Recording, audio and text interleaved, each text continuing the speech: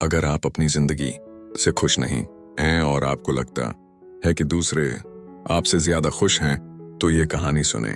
ये कहानी एक छोटी सी चौंटी की है जिसने खुशी का राज जानने के लिए पूरी दुनिया घूम ली, मगर जो जवाब उसे मिला वो तुम्हें हैरान कर देगा। एक छोटे से गांव में एक पुराने दरख्त की जड़ों में एक छोटी सी चौंटी रहती थी। वो हर रोज अपनी जिंदगी से परेशान रहती। उसे लगता था कि वो बहुत छोटी है, कोई उसे अहमियत नहीं देता। दूसरे जानवरों के मुकाबले में उसे अपनी जिंदगी बेकार लगती थी। वो सोचती थी कि कोई उसे नोटिस नहीं करता, कोई उसकी बात नहीं सुनता और उसकी जिंदगी में कोई मकसद नहीं।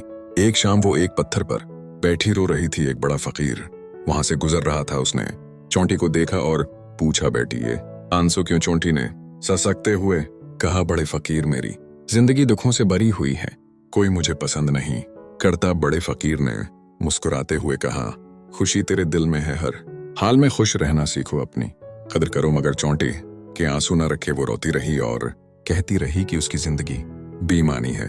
आखिरकार बड़े फकीर ने गहरी सांस ली और कहा, अच्छा बेटी, पता तो क्या चाहती है? अगर तुझे जिंदगी में दोबारा मौके मिले तो क्या बनना पसंद करेगी? मैं तुझे वो बना दूंगा। चौंटी की आंखों में चमक आई। उसने फौरन कहा, मैं एक रंग भरंगी तितली बनना चाहती हूँ। सब मुझे देखेंगे, मेरी खूबसूरती की तारीफ करेंगे और मैं आजाद होकर फूलों पर नाचूंगी। बड़े फकीर ने सिर हिलाया और कहा, ठीक है, मगर एक शर्त है। तो पहले टटली से जाकर पूछ कि वो अपनी जिंदगी से क्यों खुश है। अगर तो खुशी का राज जान लेती है तो फिर मैं तुझे टटली बना दूंगा।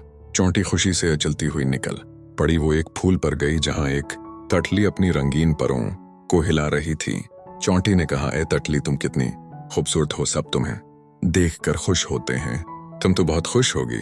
टटली ने उदास होकर कहा, नहीं बहन, मेरी जिंदगी मुश्किल है। सब मुझे खूबसूरत कहते हैं, मगर मेरी उम्र बस चंद दिनों की है। मैं जल्द खत्म हो जाती हूँ, इसलिए मैं हर वक्त डरती हूँ कि मेरा वक्त खत्म हो रहा है। मुझे लगता है शहद की मुखी सबसे खुश है, क्योंकि वो शहद बनाती है और सबके लिए मुफीद है। चौंटी टटली को छोड़कर एक बाग में शहद की मक्खी के पास गई। मुखी फूलों से रस पी रही थी। चौंटी ने कहा, ए मक्खी, तुम शहद बनाती हो जो सबको पसंद है, तुम तो बहुत खुश होगी। मक्खी ने उदास आवाज, मैं कहा, नहीं बहन, मेरी जिंदगी आसान नहीं। मैं दिन रात मेहनत करती हूँ, मगर लोग मेरा शहद चोरी कर लेते हैं। कभी कभी तो वो मुझे मार भी देते हैं। मैं अपनी मेहनत की कदर नहीं पाती। मुझे लगता है खरगोश सबसे खुश है, क्योंकि वो जंगल में आजाद घूमता है। चौंटी जंगल की तरफ दूरी जहां एक खरगोश हरी भरी घास पर उछल रहा था। चौंटी ने कहा, ए खरगोश, तुम कितने मजे में हो, तुम जंगल में आजाद घूमते हो, तुम तो बहुत खुश हो। खरगोश ने अपने कान हिलाए और कहा, नहीं बहन, मेरी जिंदगी इतनी अच्छी नहीं। मुझे हर वक्त शिकारियों से भागना पड़ता है, खाना ढूंढना मुश्किल है और मैं हर वक्त डर में रहता हूँ। मुझे लगता है परिंदा सबसे खुश है, क्योंकि वो आसमान में आजाद उड़ता है। चौंटी एक बुलंद दरख्त पर चढ़ी जहां एक रंगीन परिंदा गाना गा रहा था। उसकी आवाज हर तरफ गूंज रही थी। चौंटी ने कहा, ए परिंदे, तुम आसमान में आजाद उड़ते हो, तुम्हारी आवाज सबको पसंद है, तुम तो बहुत खुश हो। परिंदे ने अपने पर हिलाए और कहा, नहीं बहन, मेरी जिंदगी आसान नहीं, खाना ढूंढना पड़ता है, शिकारी पीछा करते हैं। सुकून कहा। परिंदा रो पड़ा और बोला, मैंने सारी दुनिया घूम ली, हर किस्म के जानवरों से मिला, मगर सबके अपने मसाइल हैं, कोई भी मुकम्मल कुछ नहीं।